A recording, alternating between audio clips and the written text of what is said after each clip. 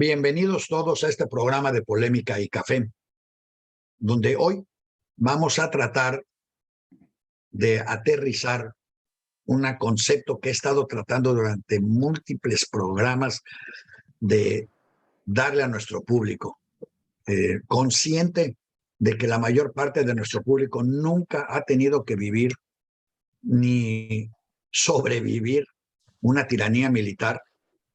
Me queda claro que no pueden entender, porque nunca se les enseñó tampoco lo que significa vivir bajo un régimen militar, cómo una sociedad civil cambia.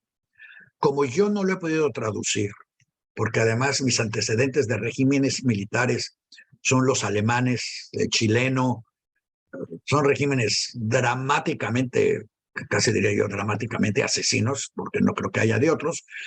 Invitamos hoy a José Luis Estari, gracias a Dania Aispuro de Miami, y tenemos con nosotros a José Luis Estari. José Luis Estari, además de ser doctor en medicina, psiquiatría, homeopatía, medicina natural, investigador en tecnologías, medicina alternativa, bueno, yo lo veo, yo esperaba una persona como de 92 años, psicodinámica, psicoterapia, idioma y salud.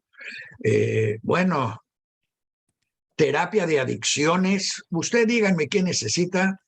El doctor Estari lo cura, y si no tiene usted nada, algo le encontramos para que lo tenga que curar. Pero lo más bienvenido, antes que nada, bienvenido a Polémica y Café, donde es un placer tener gente que sí sabe de qué habla.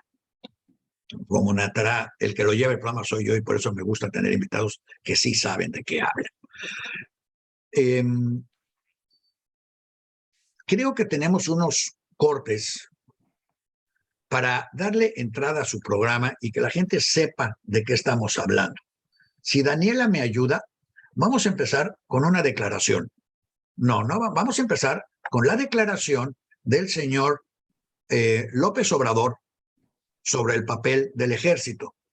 Luego vamos a seguir con la declaración del señor Bartlett sobre la participación del ejército en las calles en México, y luego vamos a ver una imagen del ejército de hoy ya en las calles de México. A ver, podemos empezar con la declaración del señor, porque no del señor. Sí. Adelante. Este que están viendo hubiera sido nuestro presidente. Escúchenlo. Así habla un mandatario nacional, así habla un líder. No podemos nosotros aceptar un gobierno militarista. Además, esto no le conviene ni siquiera a la misma institución militar.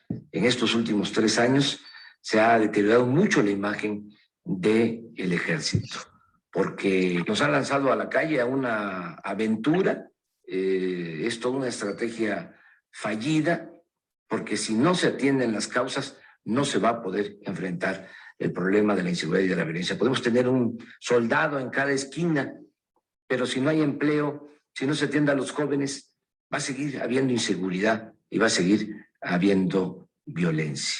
Hay que cuidar a esa institución que es el ejército, que no se utilice para suplir las incapacidades de los gobiernos civiles. Palabras de sabiduría, ¿verdad? ¿Qué más podemos pedir de un gobernante civil que exactamente esto que dijo? Incluso al día, porque cuando dicen los últimos 3 años, pues casualmente podrían calificarse sus últimos 3 años de su gobierno. Pero esto no es todo. Ahora su mano derecha nos va a agregar a enriquecer el tema. Esa necedad de meter al ejército a donde no debe de estar y poner en riesgo al país. Seriamente, analicen, porque sí se va a militarizar al país, corriendo un riesgo que han corrido todos los países de América Latina, menos nosotros, porque se logró un ejército civilista y destinado a sus tareas, después de grandes problemas. Herencias de terror que dejan Calderón y Peña Nieto al pueblo de México. Ahora van a militarizar al país. es dejar al presidente y a su ejército libres sin ningún control. Bueno, el verde faltaba más, hombre, pues está listo para suplir a todos los periodistas que se quieran esconder o no comprometerse. La voluntad de los Estados Unidos es que los ejércitos de América Latina cuiden a sus empresas mineras, a sus empresas petroleras, a sus empresas eléctricas, y si ustedes aprueban esta ley, pues ya vamos a ser los reos de las Fuerzas Armadas. Faculta a las Fuerzas Armadas a realizar cateos, arraigos e intervenciones en comunicaciones. Las atribuciones son de la policía y del Ministerio Público con la autorización judicial y no deben ser usurpadas por las Fuerzas Armadas. Establece que el uso legítimo de las fuerzas por parte de las Fuerzas Armadas se puede emplear para controlar, repeler o neutralizar actos de resistencia no agresiva, claro, que hay quien decide que es agresivo y que no, lo que equivale a criminalizar cualquier manifestación y actos de protesta social no violento. ¿Esa es una ayuda? Esa es una ayuda de las Fuerzas Armadas a combatir el crimen organizado. Con esta ley se quiere una ciudadanía inmovilizada, incapaz de rebelarse en contra de la presión, aunque sea por las vías pacíficas. ¿Eso es para combatir el crimen organizado? Señores, esa es la militarización del país, con todo respeto. Para quien no lo conoce, a lo mejor usted no conoce a los protagonistas de la política mexicana. Este señor es la mano derecha del primero que habló. O sea, el primero que habló soy el presidente y el segundo es su mano derecha. Y los dos claramente y con profunda sabiduría dicen exactamente por qué no hay que hacer lo que están haciendo. Ahora, yo le puedo decir esto a la gente, pero la gente no me entiende nada. Déjenme enseñarles el último corte antes de que el señor Sestari tome el volante. Este es un soldado que ahora está a cargo de su seguridad.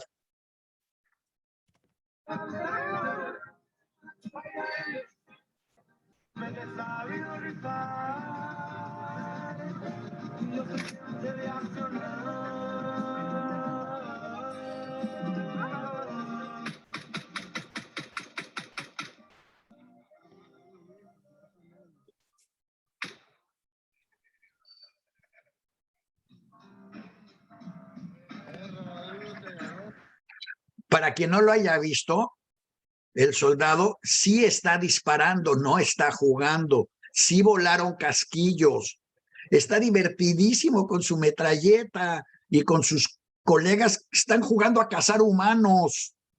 Pero bueno, dígame, señor Sestari, ¿cómo le puedo explicar a la gente lo que ustedes tuvieron que pasar en Venezuela? ¿Usted vivía en Venezuela?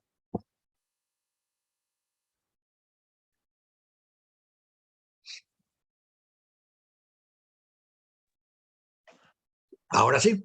Ok, yo soy venezolano, nacido en Caracas y criado en Ciudad Bolívar, al sur de Venezuela. ¿Y usted se educó en Venezuela en principio? Sí, claro, sí, todas las... O sea, usted pensaba vivir en Venezuela toda su vida. Y todavía pienso. Todavía Bueno, tengo pues, mis planes. Pues Pero ojalá se cumplan sus planes. ¿Y qué pasó? ¿Por qué se fue de Venezuela? Pues déjeme explicarle por qué. Yo vengo de un país, mi querido Daniel, donde Simón Bolívar, nuestro libertador, le entregó el mando supremo al Congreso, en la Casa del Congreso de Angostura, en mi ciudad donde crecí, Ciudad Bolívar. Yo vengo de un país donde tumbamos a los dictadores militares. Yo vengo de un país donde mi familia sufrió horrores con la dictadura de Pérez Jiménez. Yo no puedo olvidar, mi querido Daniel, la casita de la Trinidad en la Avenida de los Cármenes del Cementerio Caracas, donde mi infancia observó cómo mi tía agarró Rosa Borjas, me entregaba un pan con mantequilla y otro pan con mantequilla a mis primos y nos metió bajo la cama porque había bombardeo. Yo no puedo olvidar cuando yo estaba jugando en el patiecito de enfrente de esa casita, teniendo yo 7, 8 años, y se paró enfrente de la casa Miguel Silvio Sanz en su gran carro gris, vestido también él de gris, y por supuesto con su alma mucho más gris. Y me dijo, mira muchachito, ven acá. Y mi tía Ana Rosa me había dicho, niño, usted no le hace caso a los extraños. Pero el hombre me inspiró confianza porque me dijo, mira que yo soy amigo de tu papá. Ven que te quiero decir algo. Cuando me acerqué al carro me agarró por la camisita y me dijo, ¿a quién tienen escondido aquí en esta casa? Yo empecé a gritar. Mi tía Ana Rosa salió. Dijo, ¿qué me le haces al muchachito? Total que ellos tuvieron unas palabras allí. Y yo vengo también de cuando en Ciudad Bolívar a mi padre lo hacen preso. ¿Por qué lo hacen preso? Mi padre era médico de la cárcel de Ciudad Bolívar y trabajaba para la contrainteligencia de la resistencia. Es decir, él ayudaba a los presos. Él era el que les llevaba los cigarrillos, el dinerito, alguna comida.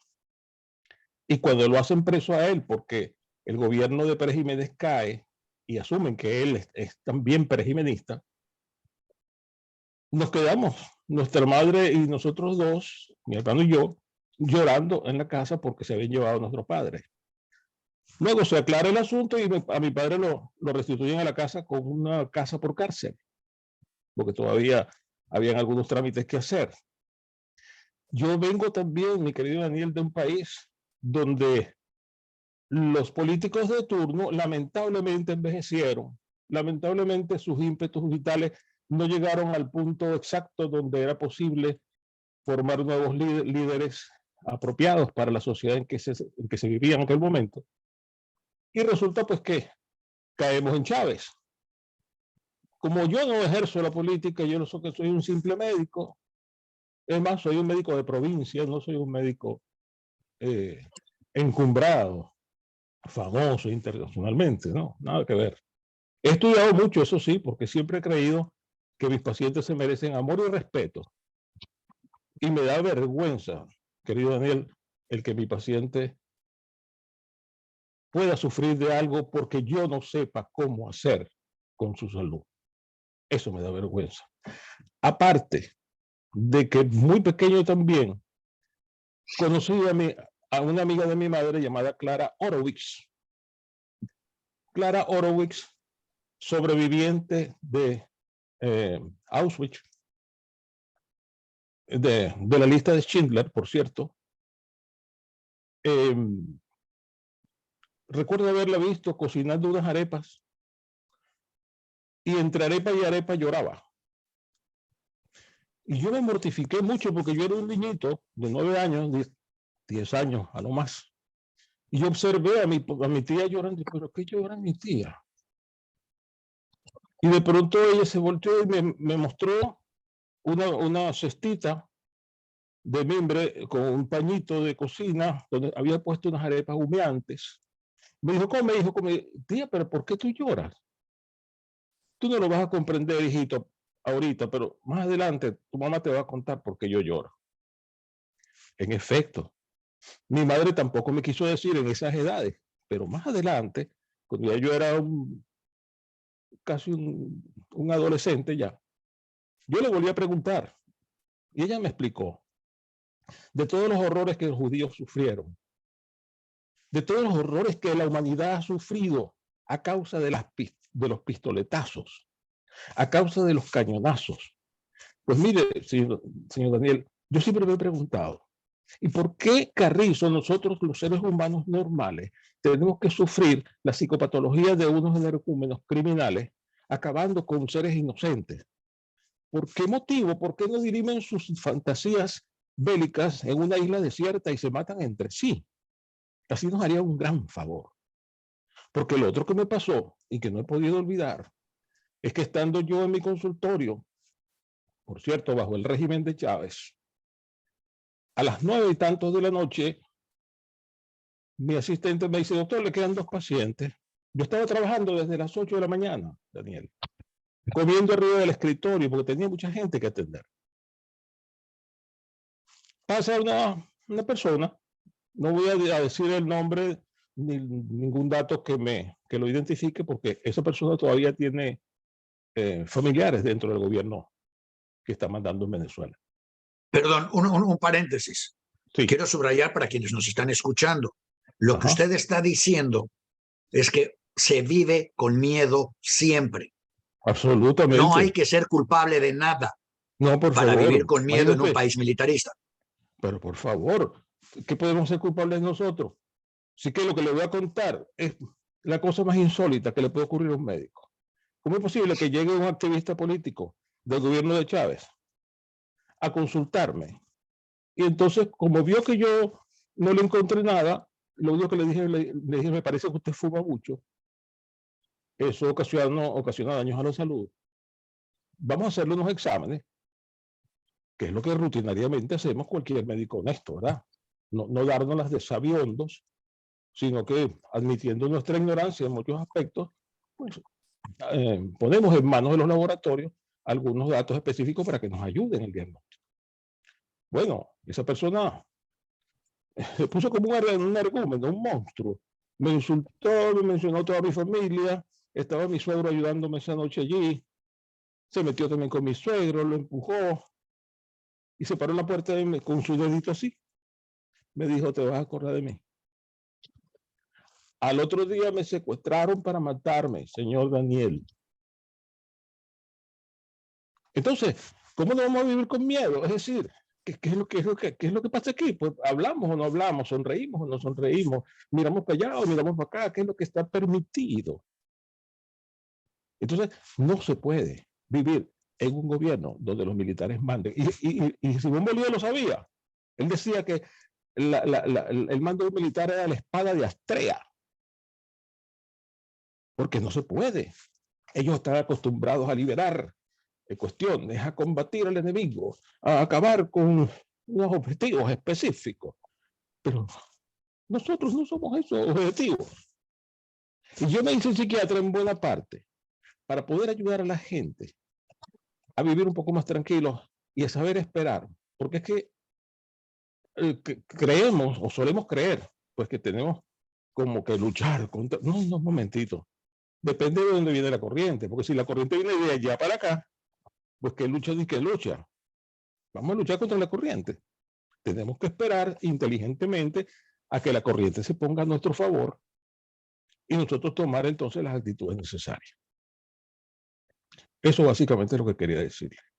Pero dígame, nada más regresando un poco, porque seguramente la gente se quedó pensando en esto, ese soldado que lo fue a ver, lo que quería era que le diera un pretexto para tener vacaciones médicas. Pues mire, yo no sé. No le gustó que yo le dijera que no le encontraba nada. Debe ser porque a lo mejor precisamente me iba a pedir un certificado donde constara que él a lo mejor tenía X, Y o Z cosa para poder tener una justificación y tomarse unos días. A lo mejor era eso. Pero fíjense qué ocurrió, que a mí a la noche siguiente, querido Daniel, me secuestraron para matarme. Y yo sobreviví, porque siendo psiquiatra, conozco algunas técnicas y he hecho algunos cursos sobre operaciones psicológicas y logré meterme dentro de la mente de estos captores y cambiarles el imaginario. Yo trabajé con ellos, con su imaginario, y les creé una realidad alterna en donde yo pudiera sustentar la solicitud que les hice de que me dejaran sobrevivir en pleno monte. Así lo hice. Les di mi automóvil, llévense mi carro. Por favor, déjenme por ahí, yo sobrevivo. Luchando un médico, por favor, un médico, un simple médico que no es rico, luchando contra escorpiones, contra serpientes en plena selva, porque a uno se les antojó que yo no era buena persona o que no cumplí sus deseos, por favor. ¿Y el resto de su familia? Bueno, cuando llegó usted con ellos. Bueno, llorando desesperados mis hijos y mi esposa. Llorando desesperados. ¿Cómo logró salir de Venezuela? ¿Nos lo puede decir o prefiere no decirlo? Bueno, es que yo no tuve ningún problema político allá. De hecho, yo no creo tener problemas políticos con nadie, porque yo acepto cualquier tipo de pensamiento, cada quien con su nivel, pues, y con lo que piense. Y yo salí normalmente de mi país, sin ningún problema, pero absolutamente convencido de que la vida se nos iba a poner peor, como de hecho se puso. Y mis hijos, que son periodistas, que eran muy maltratados por allá, por el régimen, todos los periodistas, ellos me dijeron, papá, bajo estas circunstancias aquí no podemos vivir. Vamos a abrir camino para todos. Total que ellos se fueron primero y abrieron camino para su mamá y yo. Pero ¿cómo es ¿Ellos posible? también se fueron a Miami? Ellos también, sí. ¿Cómo es posible, por ejemplo, señor Daniel? Yo tengo 73 años. Pues no soy- se le notan, ¿eh? Ay, muchas gracias. Parece como de 40. Ya todas Mire. aquí están mandando, quiero la dirección, quiero el teléfono. Bueno, muchas gracias. Entonces yo he contado con la suerte de que he tenido algún tiempo libre y he podido escribir. Entonces yo estas cosas las he estado escribiendo. Están en Amazon.com. Allí consiguen todos mis libros. ¿En dónde? En Amazon. Amazon, ahí están todos mis libros. Bueno, si me mandan los títulos, nosotros los vamos a publicar en la memoria del programa para que la gente los pueda consultar, hacer un clic e irse directamente a comprar. Ok, perfecto. ¿Por dónde se los puedo mandar? Me dará mucho gusto y además me gustará leer alguno de ellos, pero déjeme seguir un poco el círculo acá. ¿Usted estaba en un pueblo en la selva o vivía en Caracas? No, yo viví en Ciudad Bolívar, que es la capital del estado Bolívar, al sur de Venezuela. Okay. Ese es el estado más grande de Venezuela, que es el estado que tiene una cantidad de minerales, bauxita, hierro, oro, diamantes, etcétera, etcétera, ¿no? Antes de que llegaran los militares, ese pueblo servía de entrada a los colombianos que iban a buscar trabajo, supongo. No es un pueblo fronterizo, al menos allí en esa ciudad. Es fronterizo hacia el Brasil, abajo, cuando está Santa Elena de Guairén, todas estas cosas. Pero no allí donde yo estaba. Yo estaba al borde del río Orinoco, el tercer río más grande del mundo. Es una ciudad bellísima. Lo invito algún día que podamos disfrutar de nuevo de nuestra patria. Pues le prometo que en cuanto caiga Maduro y su gente, en cuanto inmaduren, vamos a celebrarlo allá. ¿Quiere que le diga algo, amigo Daniel? Cuando ganó Chávez y luego cuando quedó Maduro, yo sin odio ninguno, se lo juro, yo dije, Dios mío, ayuda a estas personas a hacer su labor buena, que le quede bien, que podamos nosotros disfrutar de menos alto costo de la vida, que las calles estén más tranquilas. ¿Qué decía la gente a su alrededor, sus vecinos? ¿Qué decían? ¡Ay, viva Maduro y viva! Porque Chávez se supone que llegó igual que el de México, con aplausos y casi rezos y todas las cosas del héroe que viene a salvar el país. Ve usted, mi suegro, al morir mi suegra, algún tiempo después hizo una nueva unión porque estaba ya muy mayor y no quería quedarse solo en la vida. Y él, cuando nosotros nos vinimos a los Estados Unidos, él se quedó allá en Venezuela. Pues, ¿qué cree usted? Mi suegro empezó a enfermarse, a enflaquecerse, ya la famosa caja esta CLAP que preconizan por allí, donde trae 4 cosas allí que son casi que inservibles porque son de pésima calidad. Eso era lo único que él podía comer. Mi suegro siendo supervisor de la Ferrominera Orinoco, que es una grandísima empresa de procesamiento del hierro. Supervisor general, un hombre con un sitial, un hombre de excelentísima persona. Pues mi suegro acaba de morir este año y murió en el estado absoluto de deterioro, porque nosotros, por más que le mandásemos de aquí, no podía él sufragar para sus gastos básicos porque no alcanzaba el dinero. No alcanzaba. Entonces no hallábamos cómo hacer para ayudarle. Pero esa era la idea de mi suegro. Esa realidad de mi suegro es la misma realidad que está pasando ahorita. Ahorita los maestros, por ejemplo, ¿cuánto gana un maestro allá?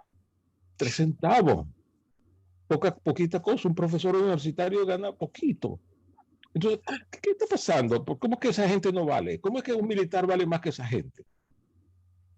Pero entonces, cuando ese proceso empezó, ¿su suegro estaba a favor de Chávez, por ejemplo? ¿O pensaba que Chávez iba a ser la salvación? ¿O nadie estaba a favor y ese se metió solo? Es que mire, la mayoría de la población somos gente tranquila, que no nos importa. Yo recuerdo que pasaron muchísimos años, señor Daniel, que yo ni me acordaba que yo era el presidente de la República. Ni me importaba, porque la vida era tan buena.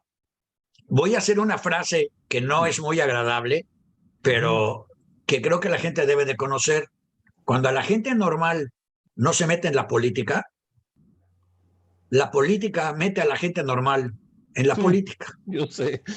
Y paga las consecuencias. Ve el caso, pues, ve el caso. O sea, Yo Es en más México he judío estado que... hablando, yo he estado Sí, hablando diga. con gente que votó por Morena y que me dice, bueno, es que yo no tengo tiempo de educarme y de saber qué está pasando. Bueno, el tiempo le va a llegar.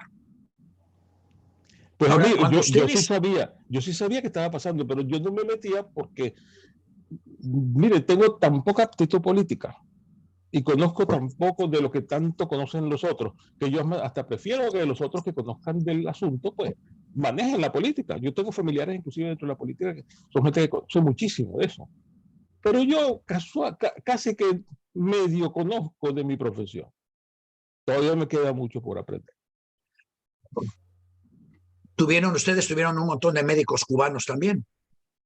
Sí, me tocó inclusive conocer a dos de ellos que fueron a pedirme un libro prestado allá. Fueron a mi consultorio. Entonces me dijo, no, porque es que me dice uno, yo tengo un paciente que tiene una hinchazón en la barriga. Le digo, sí, tiene una hinchazón en la barriga y tú eres médico y tú te expresas de esa forma de tu paciente. Empezando que lo que tenga un paciente tú no tienes por qué revelarlo. Y en segundo lugar, así no se habla en el término o con los términos médicos. Ve e instrúyete, como se dice, hinchazón de barriga, dicho por un médico. Aquello me molestó porque, mire, señor Daniel, tan bien formados que somos los médicos venezolanos, porque es que somos bien formados, porque nos enseñan ante todo, ¿sabe qué? Humildad. Humildad porque nosotros tenemos que saber que no sabemos nada y que nuestro paciente es el que se merece todo nuestro esfuerzo. Yo me gradué en la Universidad Central de Venezuela, una universidad pública. Mi padre fue profesor de la Universidad de Oriente, él también era médico. Entonces, ¿qué aprendí yo y qué aprendo siempre de mis colegas? Es que hay que ser humilde. Hay que saber que uno no sabe nada. No hay que dársela de que uno sabe todo, porque es mentira. No sabemos Bueno, nada. a mí me voy a tomar la libertad de interrumpirlo porque yo voy a subrayar algo que no debería de ser subrayable, pero que en México es subrayable hoy, y que deben de saber que el señor doctor me mandó su currículum en varias cuartillas porque no tiene una versión resumida y me lo mandó en inglés y en español y no tiene faltas de ortografía. Y yo sé que suena muy obvio, pues no, pues claro que no tiene faltas de ortografía, no. Yo en México recibía hace unos días una propuesta de trabajo de 4 páginas y el motivo para llamar a la persona fue que en las 4 páginas no tenía una sola falta de ortografía, lo cual para lo que he estado recibiendo de México es casi sorprendente.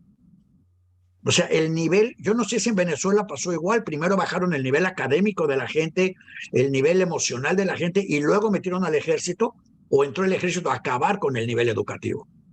Eso último. Entró el ejército y arrastró a los médicos fuera del consultorio, en los hospitales, los sacó a la calle a patadas. Eso está descrito en los medios que publicitaron ese asunto en aquel momento. El maltrato. ¿Por qué el maltrato? Porque llegaba, por ejemplo, un gran jefe militar que quería violar la colita o la filita de gente humilde que aquí el médico estaba viendo.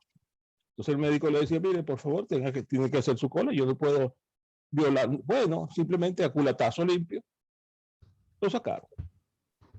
Y así muchos Bueno, eso casos. nunca pasaría en México. Eso nunca, ni los políticos se atreverían a hacer Seguro que no, eso en seguro. México.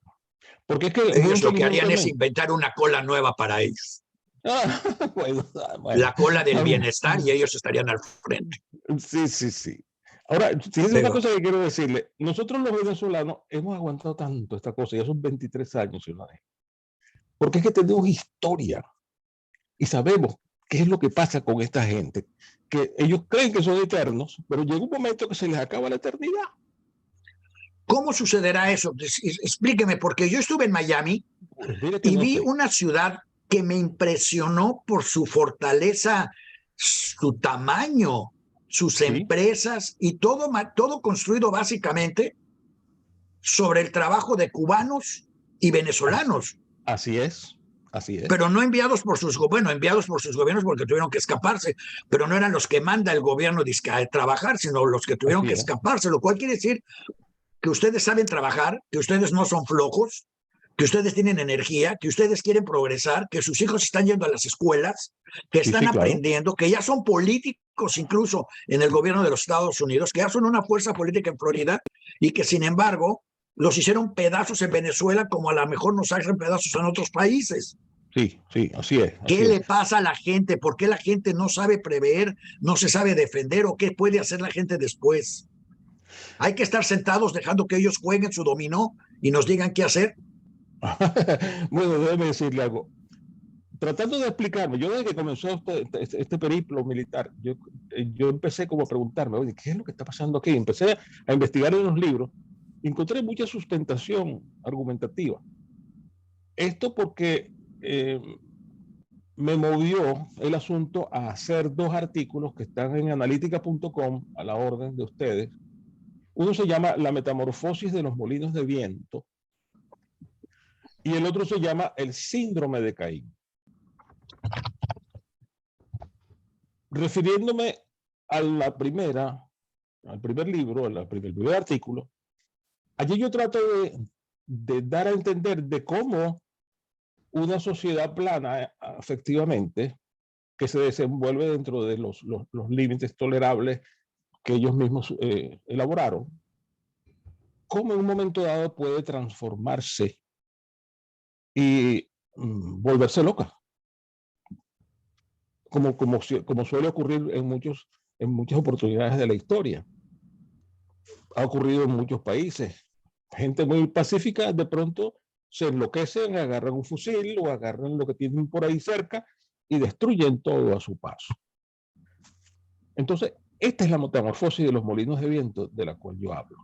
Porque es que yo simplemente creo que en algún momento, y estoy dándole el beneficio de la duda a él, que en paz descanse, el señor Chávez tiene que haber tenido un momento en que él pensó bien, pensó bonito, pensó con amplitud. Esto, por supuesto, repito, dando el beneficio de la duda. Y pensó y dijo, Pues eso está muy benéfico, ¿eh? pues mire, trato de serlo, yo trato de ser bondadoso. Yo creo que esa es el arma más grande que hay, la bondad. Eso es lo más grande que Pues hay. me gusta tenerlo aquí de contraparte porque yo soy lo contrario. Yo prefiero estar, yo siempre me han dicho, piensa mal y acertarás. Así Y decía la mi historia, papá. desgraciadamente, insiste en darme la razón, más a mí que a usted, creo yo. Pero Lo que, ahorita la tiene usted. Dele ese lado bueno. lo que Diga, pasa, Chávez fue bueno, Chávez tenía buenas no, intenciones, no era no un patán tenía, paranoico. no tenía. Estoy hablando de que yo pensé que en un momento dado de su vida, de su infancia, él tiene que haber tenido un momento de iluminación donde quizá pudo haber pensado, cónchale, yo quiero hacer algo por mi país, yo quiero aportar algo. Pero resulta que ve usted lo que ocurrió. Se erigió en todo un personaje atropellante. Aquello de, ¿cómo es posible que 20.000 empleados de PDVSA con un pito en la mano, para afuera? José Luis Estari, para afuera. Daniel, para afuera. Ah, Así no. fue. Ah, no. Así fue. Pero ¿Me entiendes? nunca se Entonces, fueron juntando. Los de afuera nada más se fueron del país. ¿cómo los de afuera? Sí, Los a que los estamos que aquí iban afuera. sacando de sus trabajos, de sus actividades. No, yo tengo muchísimo, yo tengo familia que trabajó allí y están allá en Venezuela. No se fueron. Yo creo que muy pocos se fueron, pero se quedaron desempleados, gente con preparación universitaria y posgrados y doctorados. Entonces, ¿quién puso ahí? Bueno, no debe haber sido, digo yo, no debe haber sido nadie superior, porque veo usted dónde está la industria petrolera ahorita. Entonces, de esto conozco yo poco, porque, le repito, no soy político, pero soy psiquiatra y soy observador. Y lo que me parece a mí es que simplemente la arbitrariedad, el despotismo y el autocratismo no sirven para el progreso de ningún pueblo. No sirven, simplemente no sirven. Y de eso se dio cuenta Simón Bolívar. Él dijo, bueno, ok, perfecto, ya liberé. Ajá, ¿y ahora? Bueno, simplemente navegando en su curiara por el Orinoco, dejando que uno de sus dedos de la mano jugueteaba con el río, allí empezó a crear el gran discurso de Angostura. Yo quisiera tratar de encontrar algo que decir a los millennials que solo tienen 30 segundos para escuchar y después tratan de ahogar sus pensamientos en alcohol o en alguna droga de colorcitos o lo que fuera, y tratar de explicarles de qué manera un gobierno militar va a cambiar sus vidas. Pues mire, sí que la cambia. Y la cambia porque, aunque usted sea bueno, aunque usted trabaje bien, aunque usted sea honesto, siempre va a encontrar a alguien que le dificulte las cosas. Es muy raro que usted encuentre, como suele ocurrir en los regímenes civiles, que más bien se facilitan las cosas, pero resulta que los militares no. Yo recuerdo una vez yo iba para mi trabajo y vi una alcabala militar que no me dejaba pasar. Y yo llamé al soldado y le dije, mire, yo necesito pasar, pues yo trabajo allí en esa clínica. Ah, sí, tú eres médico. Pues no vas a pasar, me dijo. Tengo pacientes esperando. Por favor, ¿cómo no me vas a dejar pasar? Ah, tú eres alzado. Mira, agárrame aquí a este alzado. Le dije, alzado no, chico. Ten la amabilidad, déjame pasar, pero tengo pacientes. Me dice, no, no vas a pasar, chico. Simplemente no pasa porque no me da la gana de que tú pases. Así que das la vuelta y te vas. Usted es psiquiatra, ¿verdad? Sí. Explíqueme un poco cuál es la mentalidad de un sardo de 18 años que fue seguramente golpeado y abusado por sus padres y que encontró en el ejército la salida, la manera de salirse de su casa, y que dentro del ejército encontró que la organización tiene que ser tremendamente disciplinaria. ¿Y qué le pasa a ese joven de 16, 17 o 18 años cuando le entregan una ametralladora y una licencia para usarla? Que se las cobra con el primero que se le atraviesa. Eso es lo que pasa. O sea, no tiene que haber culpables. No, hombre, que va a haber culpables. Él ni siquiera anda buscando eso porque es un acto inconsciente. Él simplemente vea lo que pasa.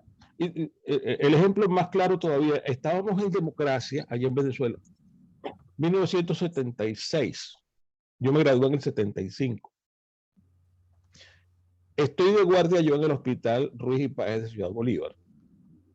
Y salí un momento de la casa porque mi niñito, chiquitito que estaba, hoy día un varonzote grandote, pues acababa de nacer y yo me salí un momentico del hospital a verlo. Cuando regresé a reintegrarme otra vez a mi trabajo, el portero me dijo, ¿dónde vas tú?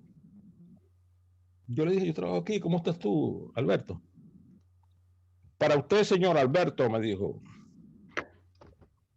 y no vas a pasar. Le dije, espérate, no me ves quedando con la bata. Yo soy médico aquí, chico. No pasa, chico, pues, no pasa. Pues menos mal que yo vi, señor Daniel, que venía pasando el director por allá, por un pasillo, le dije, por favor, director. Y se acercó y dijo, ¿qué pasa, José Luis?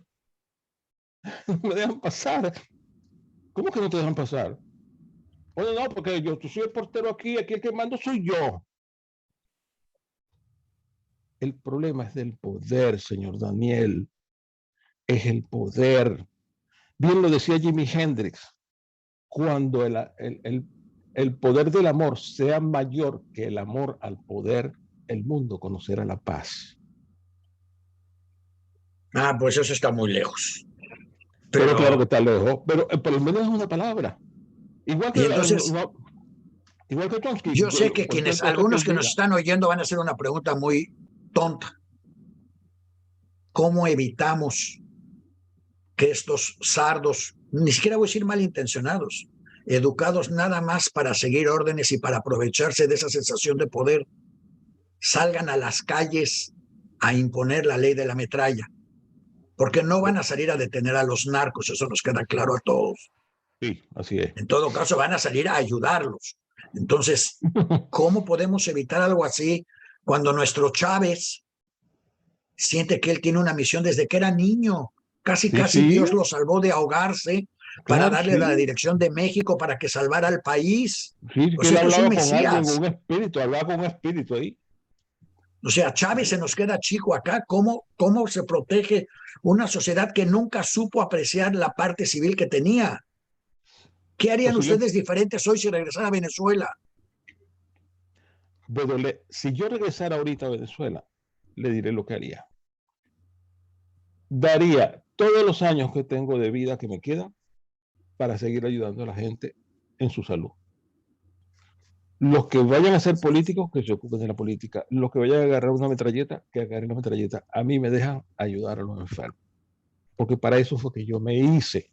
Eso es lo único que yo sé hacer. Bueno, también canto de vez en cuando.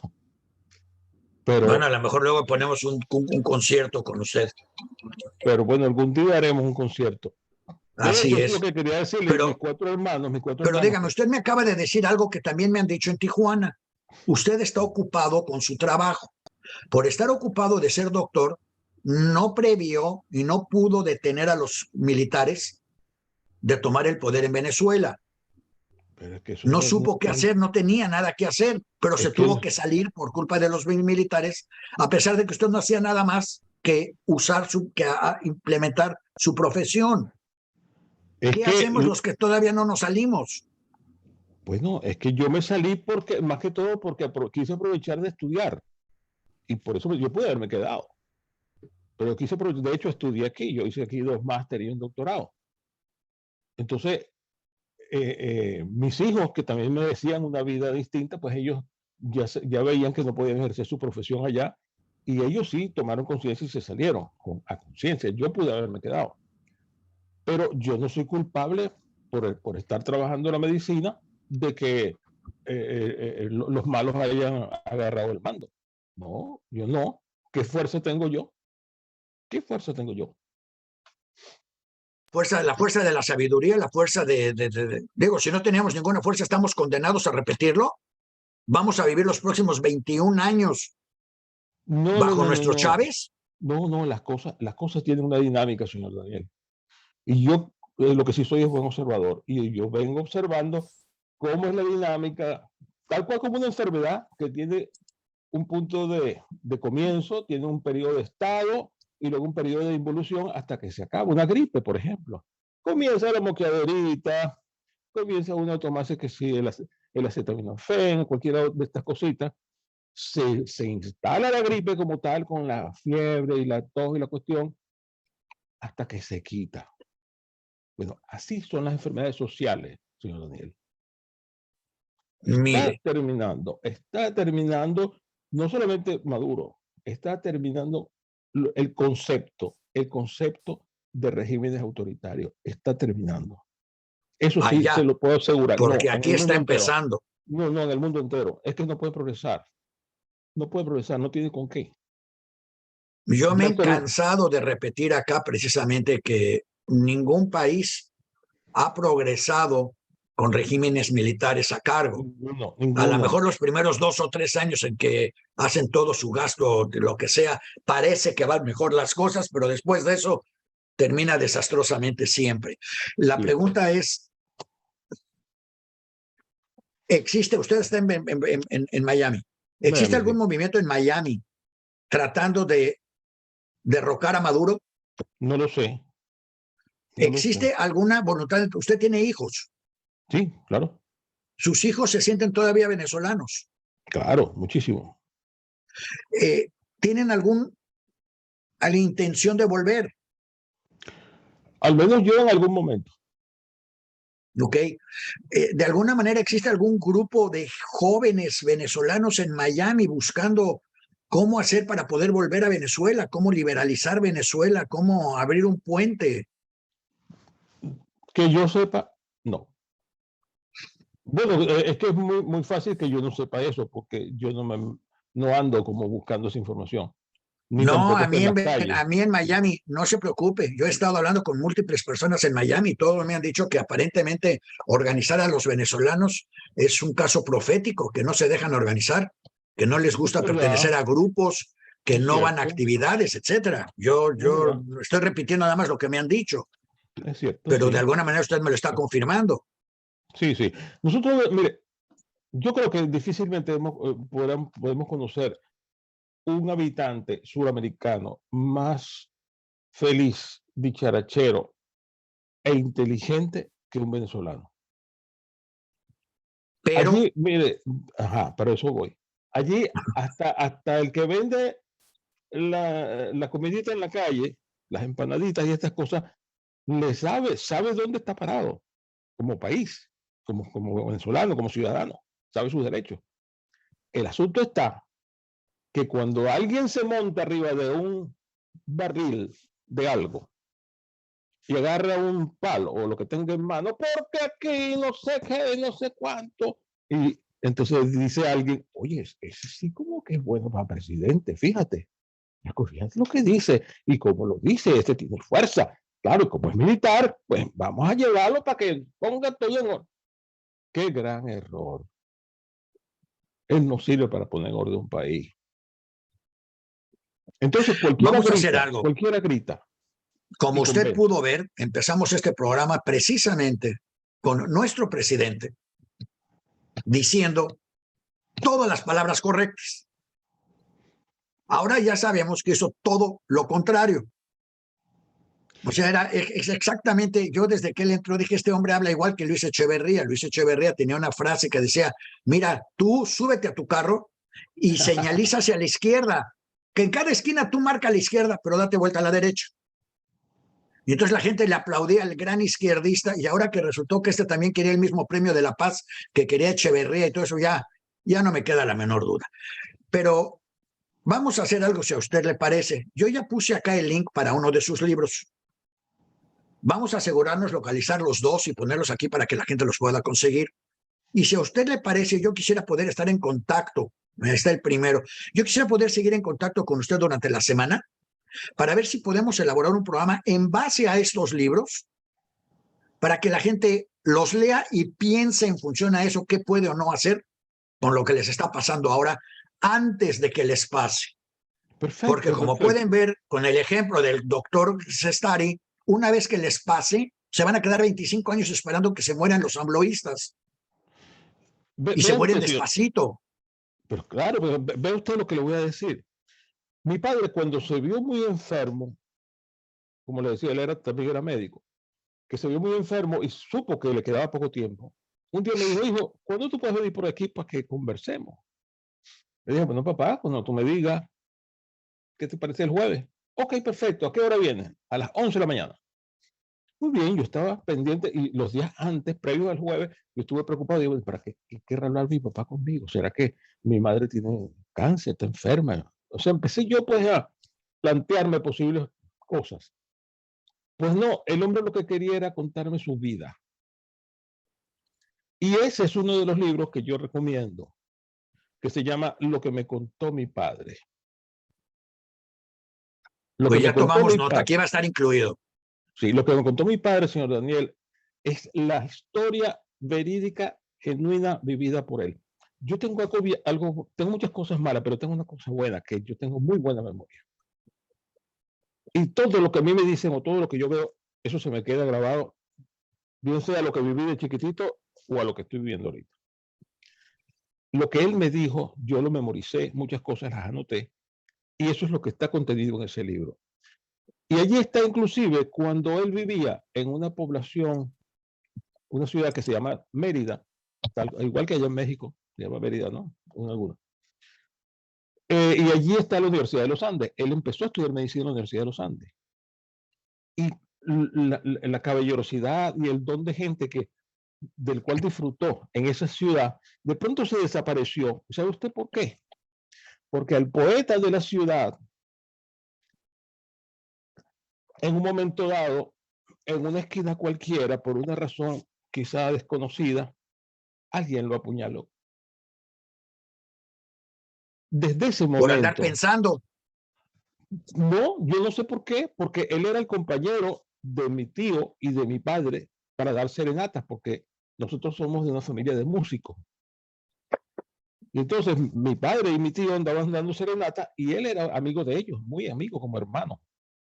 Y resulta que lo matan. Y mi padre, en vista de que la ciudad se entristeció, ya nadie invitaba a ninguna parte, ya todo era como triste, y él estaba triste, entonces él decidió mudarse de universidad y es cuando se traslada a Caracas.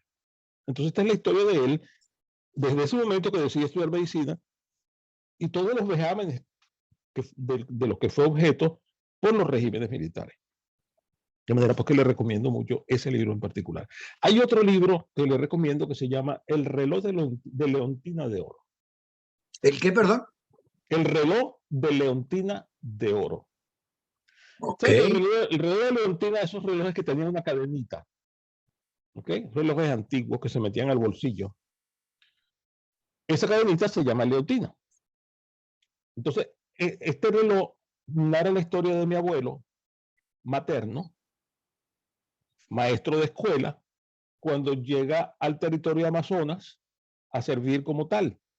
Y ahí se encuentra con el tirano Funes y es apresado por Funes y todo lo que ocurrió durante esa difícil época de Venezuela.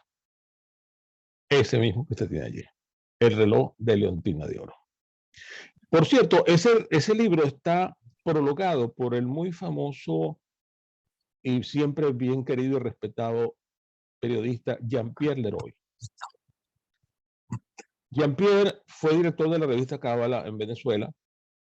Me une con él vínculos de amistad fraterna desde hace más o menos 30, 40 años.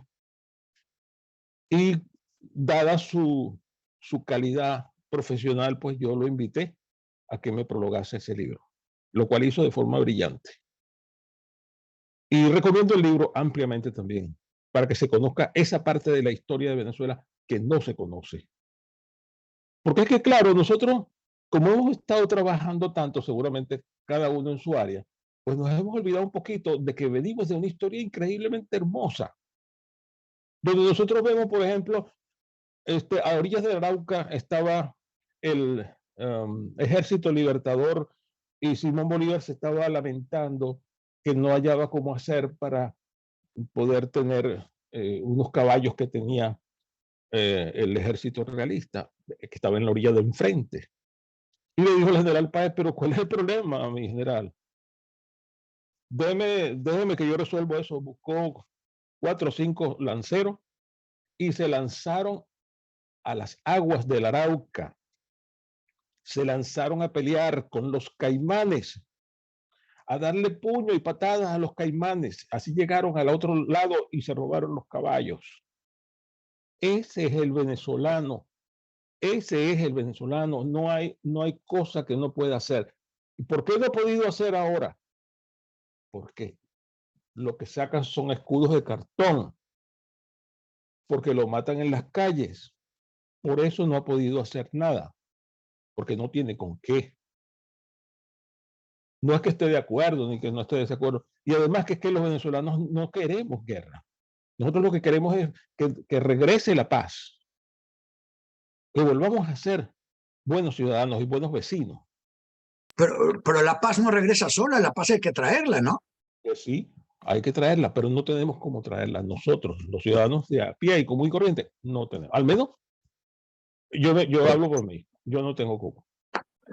Entonces lo mejor que yo puedo hacer es ser lo mejor que puedo, dar lo mejor que puedo de mí. Yo soy profesor acá de una universidad, doy clases de psicología, y bueno, dar mis mejores clases con mis alumnos, disfrutar del progreso que ellos tengan como, desde el punto de vista de la academia, atender a mis pacientes, lo que haya lugar, pues, y ceñirme, pues, a mis pequeños mundos.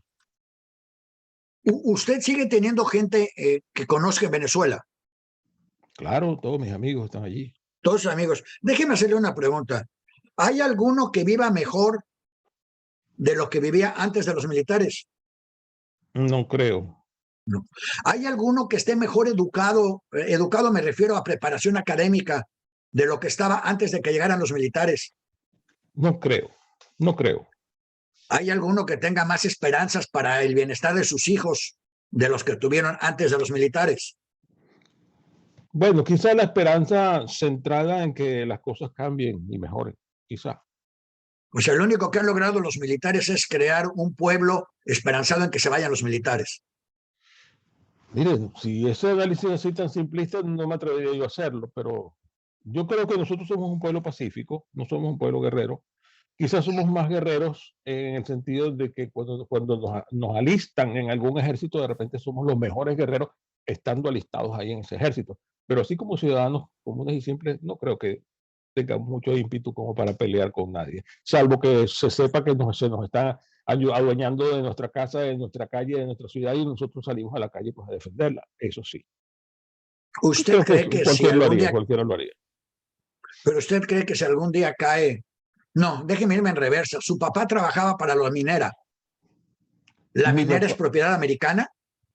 Mi suegro, sí, primero fue la Orinoco Mining Company y luego se transformó en Ferrominera Orinoco cuando el 1 de enero del 76 Carlos Andrés Pérez nacionalizó la industria petrolera y la Ok, industria minera, la industria del hierro. entonces ya era una empresa venezolana, Sí, es netamente como venezolana. Pemex. Sí, sí, venezolana. Ok, una vez que la tomaron los militares, ¿aumentó su producción esta empresa? Lo que he leído en la prensa es que no, pero ¿Mejoró no las tengo, condiciones laborales de su suegro?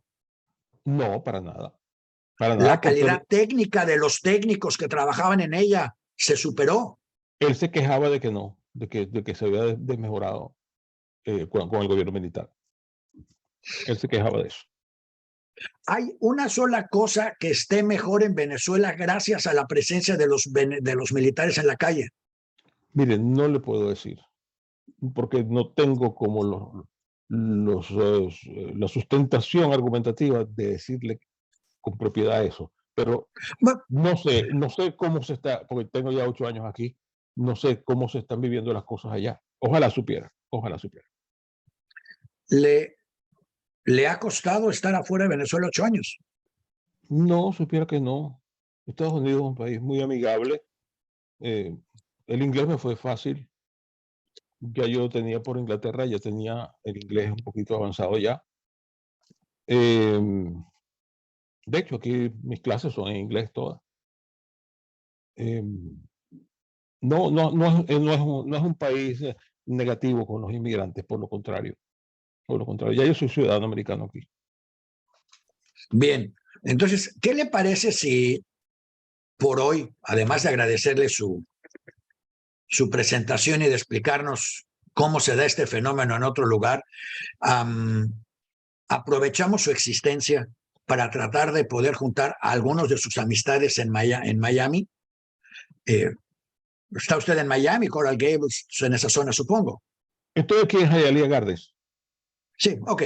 Entonces, a ver si podemos reunir a algunos otros de sus amistades para que nos cuenten sus propias experiencias y sobre todo que nos expliquen si hay algo que ellos creen que pudieron haber hecho para evitar la llegada del chavismo y la recaída siguiente de Maduro, porque es lo mismo que va a pasar en México. Va a llegar el Mesías y luego va a caer 3 niveles más abajo todavía. Pero a lo mejor nos pueden dar alguna guía, algo, decir, pónganse abusados, hagan esto, hagan aquello, no, yo qué sé, y Pues mire, presentarlo el próximo programa. eso de poderse abusado tanto se lo dijimos nosotros antes de que vinieran las cosas. Pero, pues, es que yo respeto mucho la psicología colectiva. La psicología, mi querido Daniel, tiene una dinámica, tiene como un vitalismo propio. ¿Qué hace? Pues fíjese usted, por ejemplo, los pueblos muy reprimidos y muy atropellados. ¿Qué es lo que hace? ¿De dónde salen los líderes? De allí, de ese fango. De allí salen los líderes, como una lombricita. Y son los que van a dirigir y son los que el pueblo aplaude, son los que el pueblo lleva a la presidencia, y estando en la presidencia, llega un momento que empieza como el cambur a podrirse, la banana a podrirse, hasta que llega un momento en que se transforma en tirano. Se transforma en tirano. Y eso, ¿sabe quién lo describió? Carlos Gustavo Jung. Cuando nos hablaba de los arquetipos, yo le recomiendo, tanto a usted como a cualquiera, que se lea a Carlos Gustavo Jung, sobre todo el libro de los arquetipos y el inconsciente colectivo, donde están todos los arquetipos. Ese arquetipo del héroe está allí. Y de cómo el héroe se trastoca en tirano, llegado un momento en que el vitalismo social así lo dicta. Entonces, son fuerzas que escapan a veces a nosotros. Escapan.